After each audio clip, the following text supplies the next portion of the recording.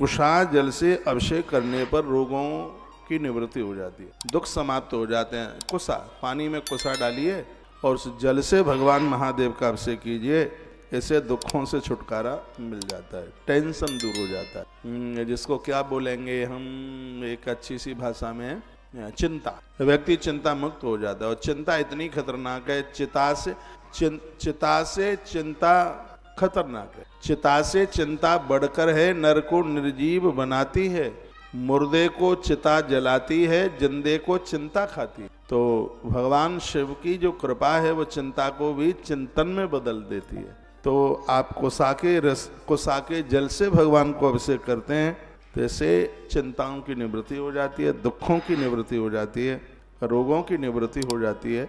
यह इसकी बहुत बड़ी महिमा है।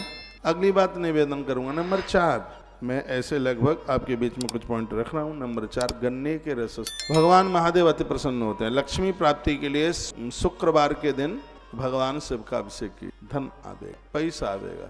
मकान जिनके अधूरे पड़े हुए हैं, प्लॉट खरीदा है, मकान बन नहीं पा रहा है, बीच में काम रुका पड़ा है, तो आप गन्ने के रस से उस प्लॉट के ऊपर आप अभिषेक कीजिए, धन आवेगा। बरसे ऊपर से नहीं टपकेगा, रास्ते बन जाएंगे पैसे आने के।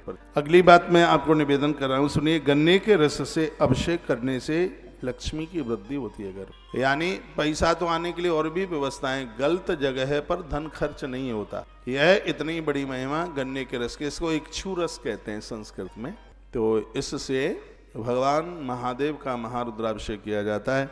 ऐसे भोलेनाथ बड़े प्रसन्न होते हैं। जल में शहद मिलाकर के भगवान शंकर का अभिषेक करने से व्यापार को नजर नहीं लगती। कभी कभी ऐसा होता है दुकान 8 दिन बढ़िया चलती है, 10 दिन के लिए ठप हो जाती है, फिर चलती है, फिर ठप हो जाता है। तो इसमें ये सब बनावटी बातें नहीं है, ग्रंथ साक्षी है। और आनंद की बात है कि सब बातें भोलेनाथ अपने मुंह से, मेरी बात का विश्वास ना करो, महादेव की बात का विश्वास कर लो। तो जल में शहद मिला लें, सीधे शहद से नहीं, जल में शहद मिलाएं, उस जल से महारुद्राभिषेक भगवान भोलेनाथ का कीजिए, ऐसे आपके कारोबार को नजर नहीं लगेगी, चलते चलते बीच में ठप नहीं होगा।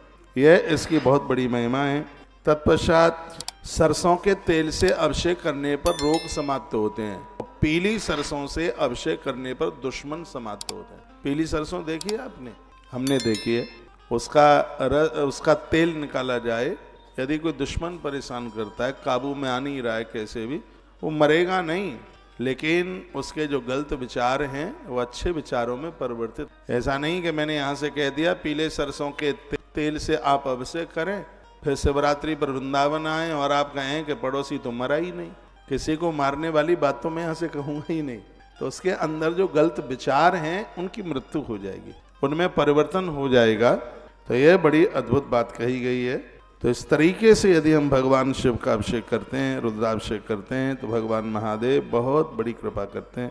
रुद्राभिषेक ठीक विधि से किया जाए तो इसके परिणाम तत्काल प्राप्त हो जाते हैं, देर नहीं लगती। रुद्राभिषेक की बहुत बड़ी महिमा है। रुद्राभिषेक करने से पुराना बुखार समाप्त होता है, दवाई काम कर जाती है, ये इसकी महिमा है महारुद्राभिषेक। पुराने से पुराना ज्वर है, पीड़ित व्यक्ति है, वो ठीक हो जाता है, ये इसकी बड़ी महिमा है। संतान गर्भ में है, ऐसी नारी रुद्राभिषेक का दर्शन कर ले, इससे उसका बेटा सुरक्षित रहता है।